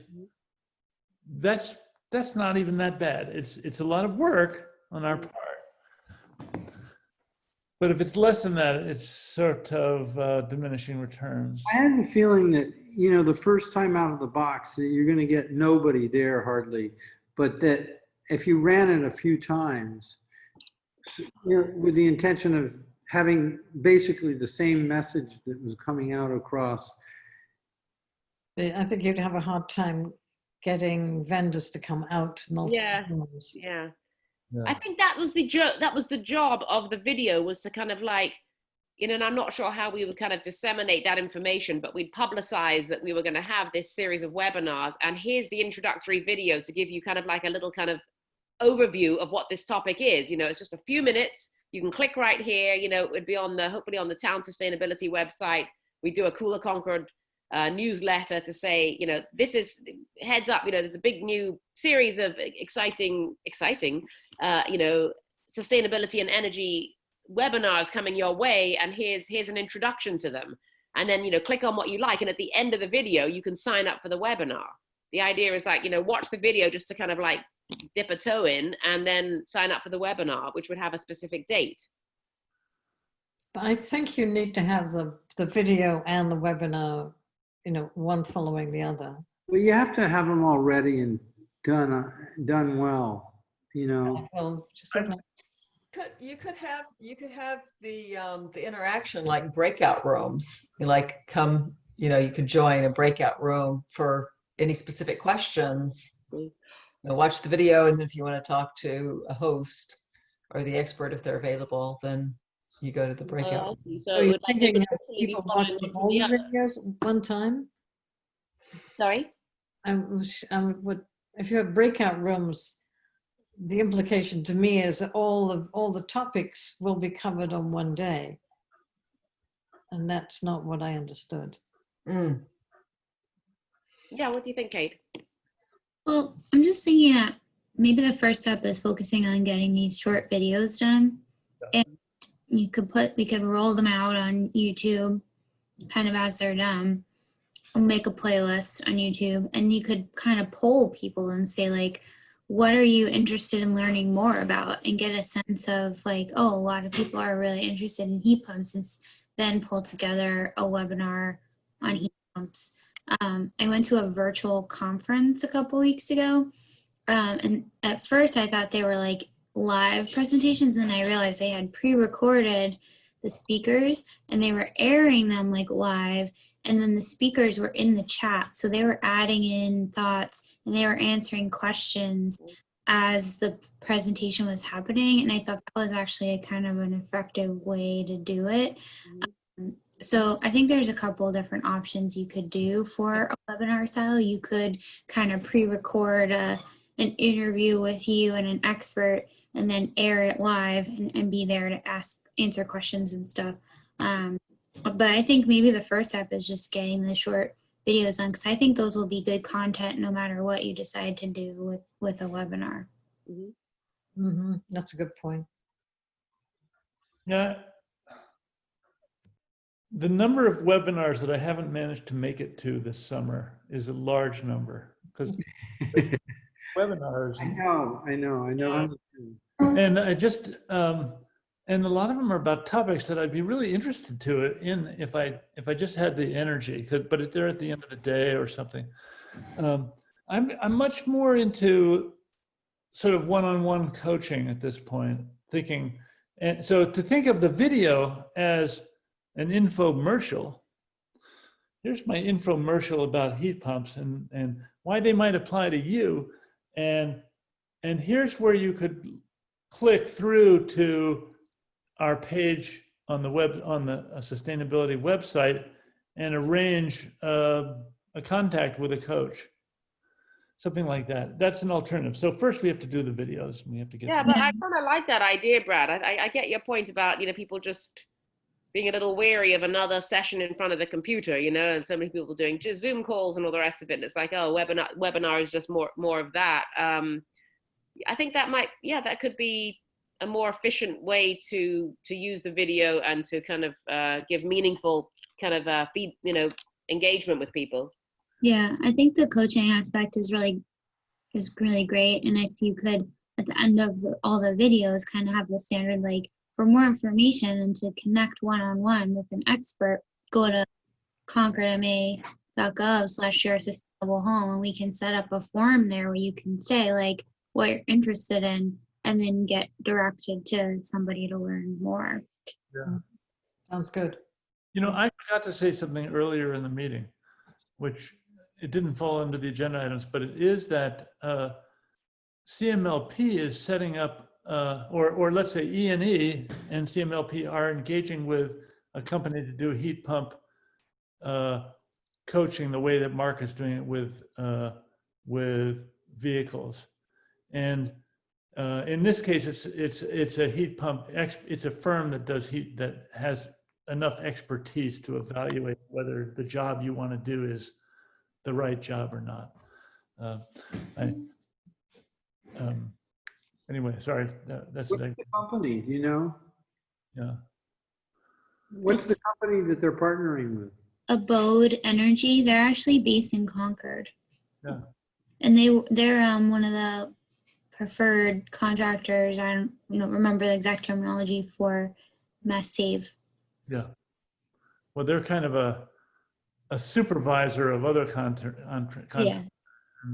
A lot of good expertise there. Mostly on heat pumps, though? Yeah, in that case, I think their whole focus. I can't remember. Maybe it's the heat pumps, but they probably, and weatherization probably as well.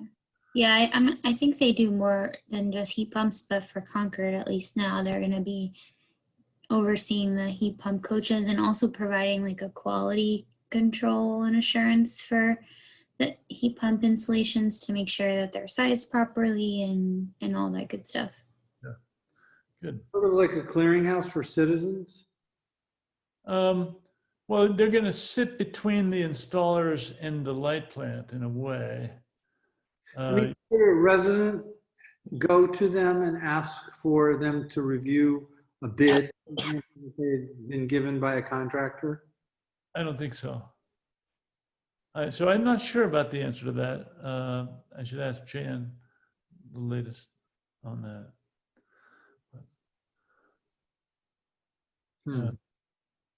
So what do we want to achieve, have ready for next meeting? Do we want everyone to just submit a draft of a video? And we know they're all going to be a bit different, and we know some people feel uncomfortable about what they've written, and it's not good enough, or I don't really know quite what is expected of me, but just to have something in hand, and then we could actually go through all those videos and get feedback and decide what we think works and what doesn't, and hone that so that we can really start working towards something concrete that we can start filming. I think it would be nice if we sort of broke into subgroups so that the person who's assigned a topic writes a draft, and then one or two other people gets together with that person and critiques it and rehearses it and works, takes all the kinks out of it, so that it was somewhat ready for showtime. Okay. That's a good idea. Just become, whoever does the initial drafting can do the asking. Who's going to help me? Please help me. Okay. I think that's a good idea, because that also puts the heat on everyone writing their thing, because people will be in pairs or groups of 3, and everyone has to write one, so that everyone can all sort of peer edit and review each other's. Right. And I mean, Julie, if you want to do the assignments like you did before. I'll boss people around, sure. Okay. All right. Do you think groups of 2 or 3 are better? 3. 2. Well, I mean, I'm just thinking of logistics between now and the 22nd to get the first one done. Oh, it takes an hour. Just bang it out. Yeah, I mean, you mustn't think too much about these things. Just get, you know this stuff inside out. Okay. Yeah. I know. I like the idea of 2, groups of 3, but that means that we'll all be doing more than one. But that's whatever. Well, you're right. You'll write one and then have 2 people review it, and you'll review 2 other people. So, but it's just a read through and give your comments. Yeah. Another option would be 2 of us plus an outside person, like one of our children or spouses or someone who's not one of us, who could might have a better view of whether something's on target. Okay. That's a great idea, Brad. Mm-hmm. I don't know who that would be, but Probably each have to recruit someone ourselves. yeah. Yeah. Well, maybe I could just You want us to try and practice recording a video of it? I mean, I must say, when we had the meeting in July, the next day I played around with trying to create a video, and I realized how much harder it was than I thought it was. I am not prepared to actually do the videoing or the editing, and that's what the high school kids are going to do. But to have some idea of the text and the props that you're going to use. Then it seems contrived and managed so hard. Right. To me, like, part of the interest is, like, when you're witnessing somebody's experience, they're talking from their heart. They're not talking from some technical set of details that nobody can understand. Right, and I think that's what this is supposed to be about. Right. Yeah, so I have an easy topic, thank you, Julie, because, you know, I think everyone's overthinking it. I I'm really not developed. saying this, I just need to get on the program with whatever we're going to do. yeah, I I just think can't decide what to do. we need to take acting classes. We need to do. But And We've got these high school people who hopefully will kind of like help us. yeah, right. And They, it, they can do amazing things with video, these kids. They can and like there will be some editing in there, so if we mess up, it'll, you know, can be you can go over that bit again, and you know, it'll all be edited to make it all look wonderful, we hope. yeah, everyone will be photoshopped, retouched, edited. What color hair do you think I should have? So why don't we go with this plan for at least till the next meeting? And if it doesn't work, we're going to have to rethink it and just do the best we can. but let's send what we have right now, if you want to. Anybody who wants to, send a copy of what you've done to Julie or to Doug. We paste them together and we say, this is the state of what we got now. It'll give us some food for thought, some examples. Exactly. Some good, some will be bad. It doesn't matter. It doesn't have to go in the minutes. Yeah. Well, I think you're absolutely right. You know, it's impossible. We're talking in the abstract now. None of us really knows quite what we're supposed to be writing. You know, it's so much easier when you've got something in front of you and no one must be too precious about what they've written and being, you know, critiqued or whatever. It's just put something down and then we can all, you know, have something to discuss. If you want, we can go through. I've got one right here. We could go through it if you want, and it's probably a lot of it's wrong, but we could go through it if you want, just to have a sample. Okay. 10 minutes. I need 2 volunteers. I'll be a volunteer. Okay, so who else said yes? Okay, so Sharon. So Doug, can you be the CSEC member number 2? Okay. And Sharon, can you read anything that's in red? Oh, I got to share it. Oh, I've never shared Where? No, I can't. Good. Hang on, I got to figure that out. I've never done that before. You know, I always think that when you shared, what is actually in front of your desktop will appear, but Is that no, right? every single box. So I've got it on the screen. If I share it and then if I scroll through, will that work? Yeah. I Yes. think so. All right, let's see if I can do this. Try it. Oh, I spoke. Okay, share screen. There we go. And then, Say share a second time. Doug, do you have to give her permission? Do you have to like, oh, share again. Okay. Yeah. Yep. You see it? There we go. Mhm. Okay. Oh, sorry. Yes. Okay. All right. yeah, Can you all yeah, read it? Can you read That's it? fine. Yep, I can read it. Okay, so my topic was about water, and I think a lot of this is wrong, and what I had forgotten to put in was like the sort of the urgency and tying back into, you know, your future home now. So I haven't got that element, but let's just go through it just for the hell of it, just to have something to read. So Sharon, you're up with the red wording, and Doug, you're CSEC member number 2. And are you going to read the J? Yes. Okay. All right, take Five. one. Let's go.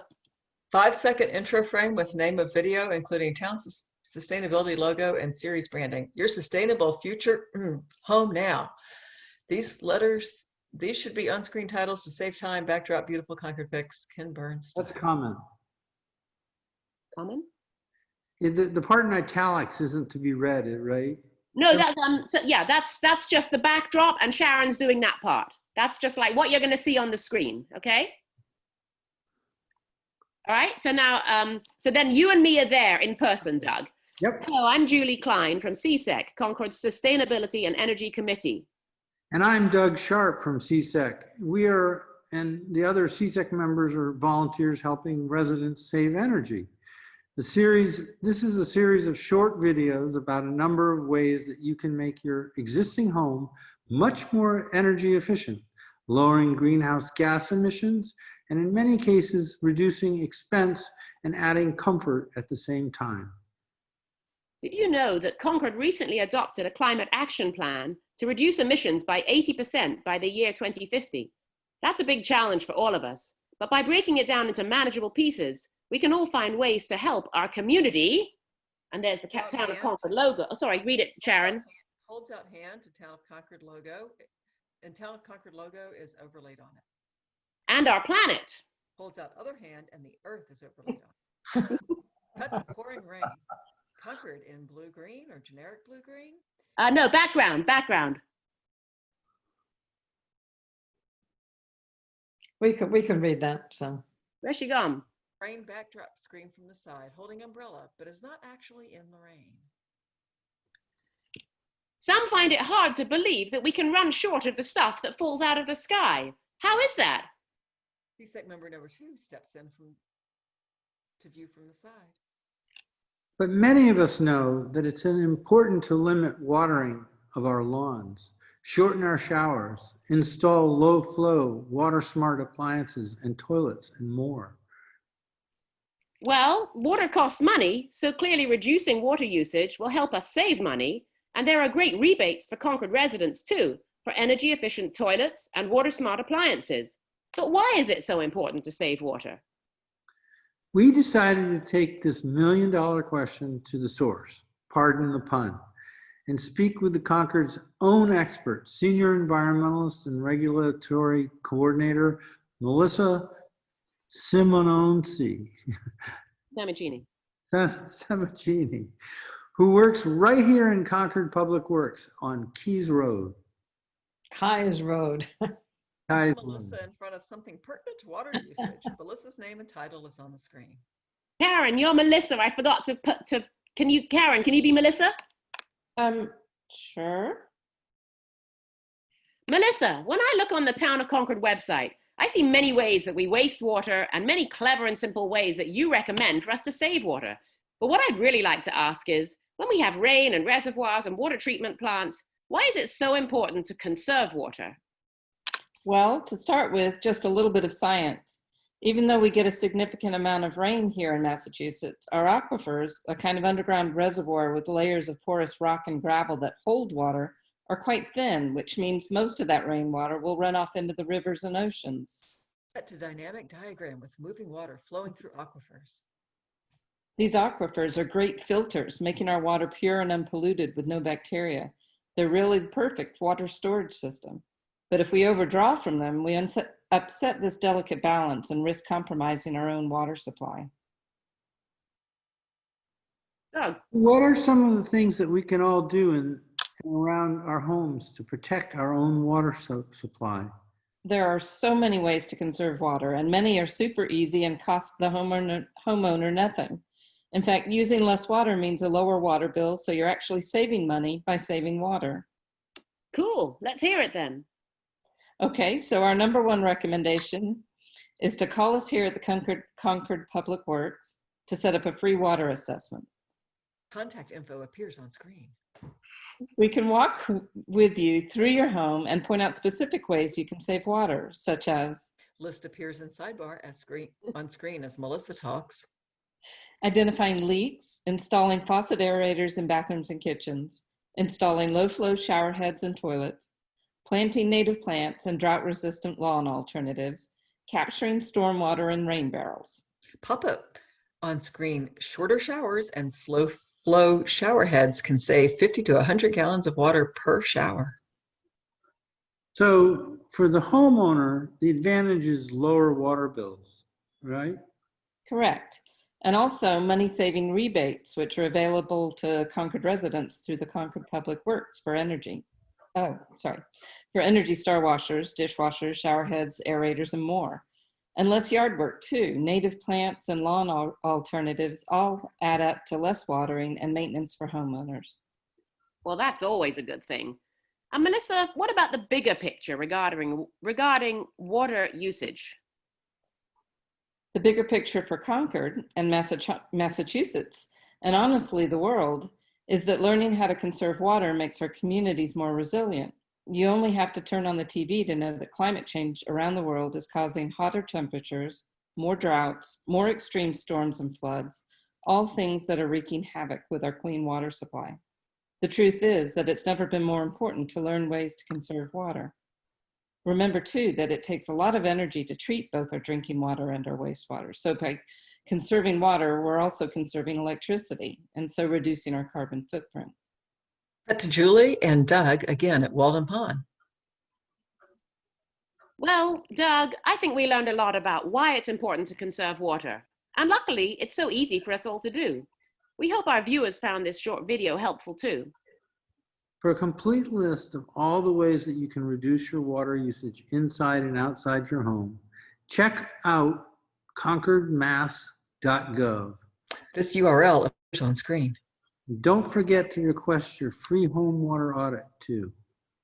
We'll leave you today with one final small reminder. With a huge impact.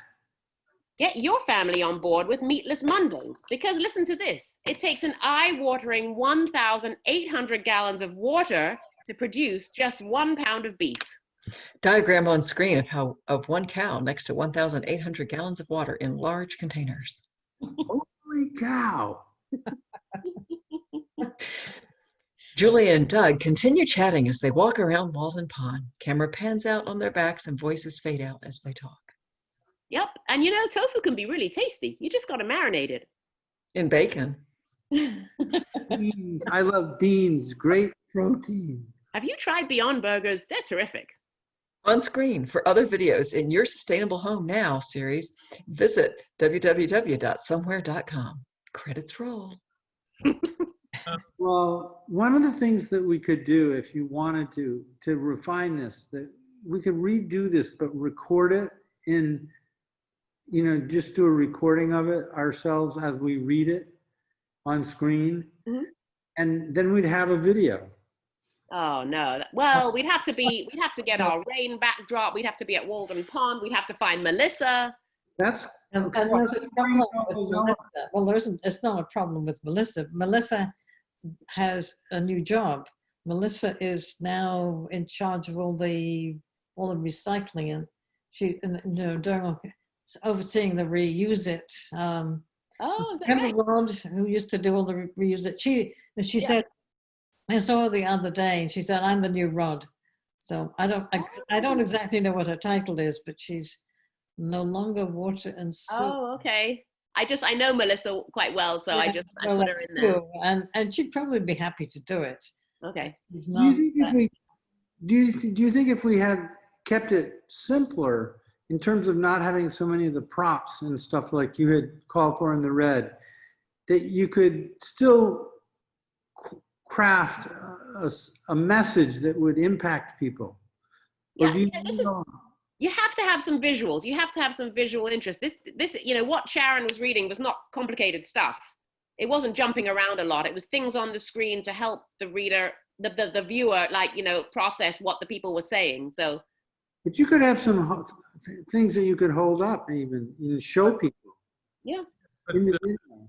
I mean, you can also, the kids who know how to do videos, they can have pictures of things which, become in the corner of the screen. That's right, pop-ups and they can do clever stuff. You don't know about that stuff. I have no idea how you do that stuff, but they will know how to do it. Yeah. But also make it somewhat really interesting. We're going to find kids that are going to be able to do that for us. Oh yeah, this is good. I volunteer to work on that problem this month. But you can also, so I do think the kinds of props that Julie was talking about are the best way to get people to keep people's attention span. Not too complicated props. If you put a whole bunch of stuff there, you lose them. But the right amount of stuff in a sidebar and maybe a clickable link. Because you can navigate from the video to something else if you want, if at the end of the video, let's say. I will write something, but I fear it won't be as crafty as Julie's drama. Well, drama. I just wanted to kind of run through one because I thought maybe that would take, just get It's people. a good example. Very helpful. Great example. Entirely Can I get a different copy of style. it? Yeah, I don't know whether you had a chance to look at what I wrote, Julie, but it's a I very, haven't yet. that's okay, but it, and I don't think we have time tonight, but what I wrote was a very different style. Okay. I think that's fine too. They don't all have to be the same. Right. But I But think the peer editing thing is a very good idea because you just need people to sort of bounce that off. So the goal is that we're going to connect two members of CSEC plus one outsider, right? Right. And you're going to set up the See if assignment. I can see if I can get my son, software engineer, to be my extra, my extra Okay. help. It doesn't have to be someone physically near you, right? We're all so used to working No, remotely. Topic is, That's sort of true, yes. Yeah. He's does everybody know which topic? Cambridge, he's we have? up there. I think it'd be easier to have somebody who's near, because you can look at pictures together, things like that. Yeah. Look at props together. Yeah. In fact, my son, my Cambridge son actually works for a software company that actually, he doesn't do the training videos, he does the software behind the training videos, but training videos for businesses. That is his job. So, Definitely want him on board. yeah, I think he might be useful. And it might, just a personal note, which has nothing to do with CSEC, it doesn't have to go in the minutes, is that back in late March or so, his company made videos for training people using ventilators and made those videos freely available to anybody in the world. Wow. Yeah, he was Fantastic. working flat out on that. But he's, he doesn't do he's not, nothing to do with the video part, is the software behind it. Wow. If you look at how-to videos that are on YouTube, the variety and the range of the way that people do it is pretty broad. Yeah. It's pretty basic and creative. Mhm. It doesn't have to have all this fancy prop stuff, Yeah. Yeah, yeah. And there are 1,000,001 EV videos, so try to do something a little bit more personal and different. Yeah. That's what I was aiming at. Yeah. Okay. Okay, Okay, my battery is about to give out here. So. yeah, me too, actually. Just- 9:03. Right, we need to end. One thing for next month, we need to, Kate was informing me, we need to have a revote who's going to be leading this for the next year. I said I would do it for another year, but we have to formally vote on that. And the other thing is there's a need for a couple of people on the committee. I think there's room for more people. Am I correct about that? I think we have one vacancy. I got a green card from a person that is an attorney. I mean, a finance person. They wanted to be considered either for the finance committee or for the sustainability energy committee. Let me just tell you what the person's name was, and if anybody has heard of her. Her name is List, haven't you, Janet? Kathy Kuluko. She's a CPA. Don't know. But there was also a list of people who had done it already. Yeah, there's And a- I have not followed up on that, but I have it on my list of things to probably do this month, but I didn't. I There was, were two names that you gave me on that list that you recommended. That's right. I may have to talk to you, Brad, about that again. Anytime. I interviewed people. Oh, you did. I did. But this person that is this woman that I was sent her green card by the town. She sounds like more of a accounting person than the type of people that we've been working with. Yeah, so she may not be the best fit. Who knows? No, I don't think she's a And great. anybody can express interest in any committee. Janet, when you interviewed people, was there anybody who kind of stood out as someone who would be good enough for us?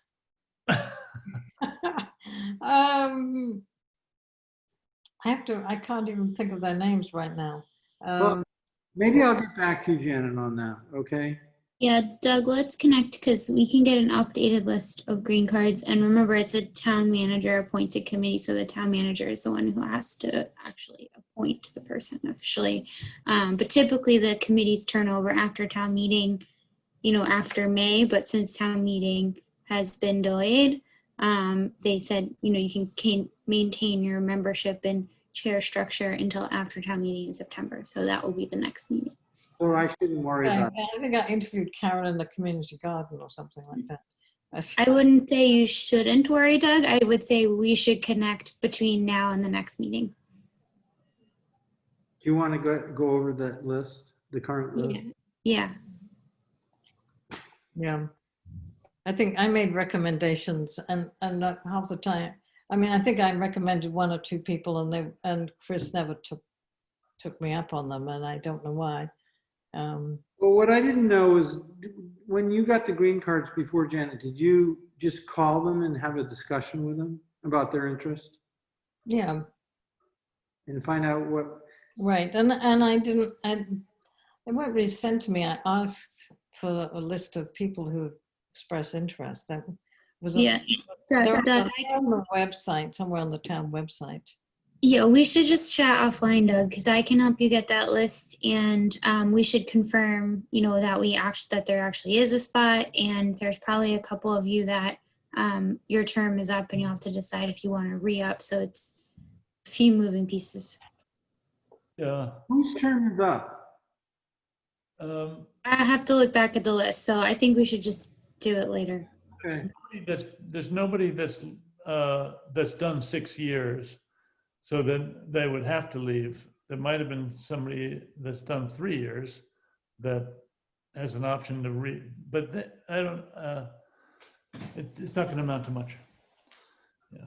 Can I call you like Tuesday next week or something? Yeah, send me an email because I do a lot of Zoom meetings, so we can pick a time when I'm for sure available. Okay. Okay. If there's nothing else, maybe I might make a motion to adjourn. I will make a motion to adjourn. Second. Third. Those in favor? Aye. Bye. Thank you, guys. Hey, Thank you. Bye, everyone. Bye. Night. Bye-bye. Bye. Bye.